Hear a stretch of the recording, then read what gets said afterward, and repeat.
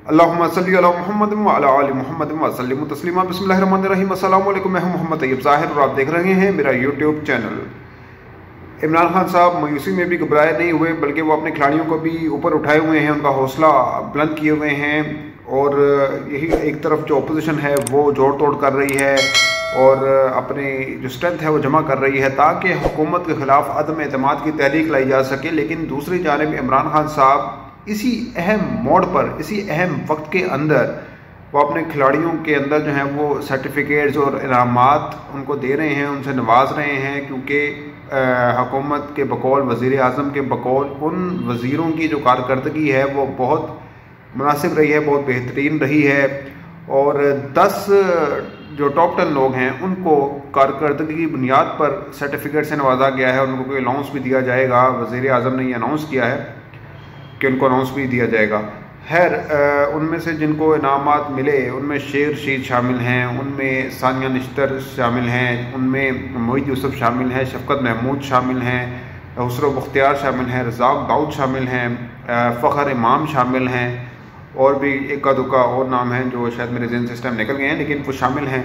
लेकिन फवाद चौधरी, शाह महमूद कुरैशी जैसे लोग शामिल नहीं हैं। और कहा जा रहा है कि वज़ीर आज़म ने बहुत ही बोल्ड किस्म का फ़ैसला लिया है और शाह महमूद कुरैशी अदम एतमाद के ऊपर उन्होंने वोट डालना है। बड़ी अहमियत के हामिल हैं। उनके साथ और भी कुछ लोग हैं, वो भी चाहें तो ऊपर नीचे कर सकते हैं, हुकूमत के जो क्या कहें नंबर ऑफ़ गेम्स जो हैं वो पलट सकते हैं। लेकिन अब खैर वज़ीर आज़म ने स्टेप ले लिया है। फवाद चौधरी कहते हैं कि जी मुख्तलिफ इसकी वजूहात हो सकती हैं जिसकी वजह से नहीं मिला, लेकिन वो होप ज़ाहिर कर रहे हैं कि आने वाले वक्तों में जो है वो हम अपनी कारकर्दगी को बेहतर बनाकर इस दौड़ में शामिल हो जाएंगे और इनाम वसूल कर लेंगे और बेहतर वज़ीरों में शामिल हो जाएंगे। और अली मोहम्मद ख़ान इस मामले में बिल्कुल फट पड़े हैं और कहते हैं कि ऐसे वज़ीरों को जो है वो नवाजा जा रहा है जिनकी कोई कारकर्दगी है ही नहीं। और मैं किसी हद तक इनकी बात से इत्तेफाक करता हूँ। इनमें बहुत से ऐसे लोग हैं जो डिज़र्विंग हैं, जैसे मैंने आपको बताया कि सानिया निश्तर, मोईद यूसुफ, मुराद सईद टॉप हैं, उनकी कारकर्दगी बेहतर है। अच्छा, जो बेहतर नहीं है मैं उनका भी जिक्र कर देता हूँ, जो मेरे नज़दीक भी बेहतर नहीं है। उनमें सरफहरिस्त वो हैं शफकत महमूद साहब। शफकत महमूद साहब को क्यों दिया गया? सिर्फ इस वजह से इनको दिया गया क्योंकि उन्होंने बच्चों को जो है वो हैंडल किया, घर बैठे जो है वो पास करा दिया बगैर पढ़े पढ़ाए, तो इस वजह से बच्चों ने इनको दुआ दे दी, तो सिर्फ ये उनकी क्रेडिट में कारनामा जाता है। अदरवाइज़ इनके पल्ले कुछ भी नहीं है और इनको वोट दे दिया कि चलें, समझ में आ गया। अच्छा जी, शेर रशीद की बात करें। शेर रशीद ने पहले वजारत रेलवे संभाली, रेलवे का बेड़ा गर्क किया, रेलवे में हादसात हुए, लेकिन उनकी मसूफ़ की जो है ना कानों पे जूं तक नहीं रेंगी।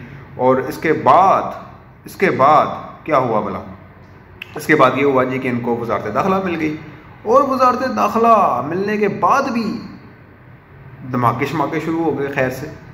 और शायद इसी का शाखसाना है कि इनको वोट दिया गया। भाई लगे रहो जी मुन्ना भाई, शेर रशीद साहब पता नहीं क्या आपने जादू टूना किया होगा खान साहब पे। पहले तो आपको चपड़ासी नहीं रखना चाहते थे, तो वो सही फैसला था उनका, लेकिन अब खैर उनका फैसला बदल गया, तो क्या कह सकते हैं। लेकिन बहरहाल आपको अवार्ड मिल गया धमाके करवाने पर, यानी मतलब आपसे कंट्रोल तो हुई नहीं लॉ एंड ऑर्डर की सिचुएशन।